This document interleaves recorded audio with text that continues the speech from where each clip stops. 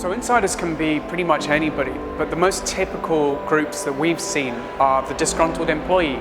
It could be that user who clicked on a link in an email and their account is now being used to exfiltrate data from your organization. Or it could be a partner who told you their security was very robust, but it maybe isn't quite as robust as you thought, and you've just given them access to all your sensitive and confidential data. So recently we've seen a bit of a transition, people moving towards endpoint protection and endpoint detection and response.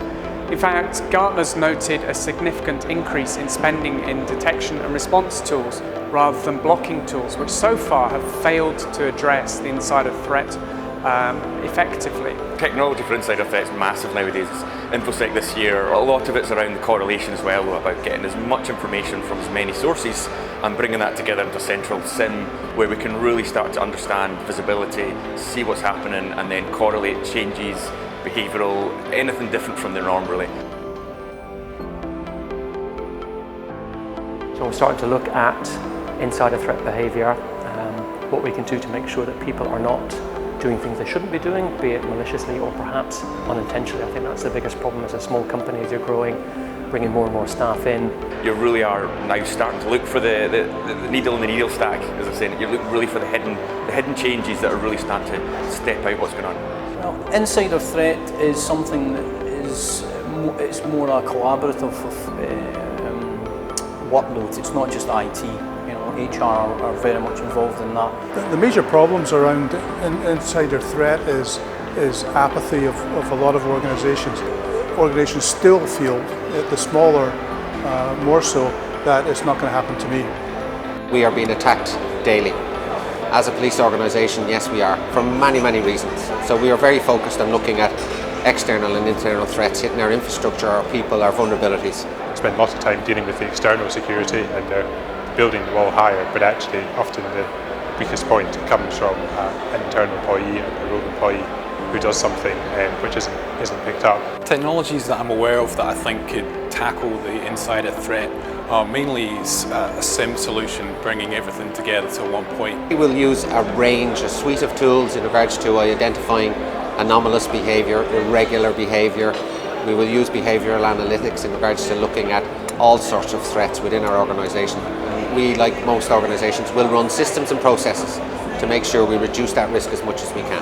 And we're looking at the more behavioural, the analytics, the different ways of approaching the problem, so rather than the standard. I think our employees aren't very well informed of insider threat just now.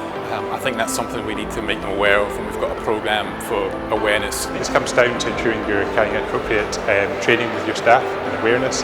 So that's making sure that actually your staff are aware of what's going on, what they should be doing, what they should be looking out for. Every organisation needs to grow their public awareness and their employee awareness in regards to the escalation and threat around online and behaviour and insider threat as a vulnerability. So the GDPR will require all organisations to look at what they're doing in terms of how they handle personal data and the measures they have in place.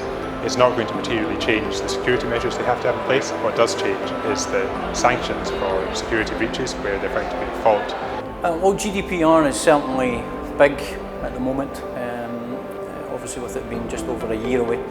We as a company were data processors, so a lot of the GDPR regulation seems to be around data controllers, but as a supplier to those data controllers, a lot of their requirements will be enforced upon us contractually. So our take on GDPRs, it's really going to impact us as a bank and also as a very large organisation with lots of staff. It's really going to have to change the way around our data, how we monitor it, manage it, protect it. I would certainly recommend this event to other people. It's good to get out there and see what's happening. Really good mix of vendors, really good speakers and talkers. As always, the presentations were fantastic, underpinned by Bill at the end. I'd go and see him all day. This is the highlight, one of the highlights of my year is to come along here.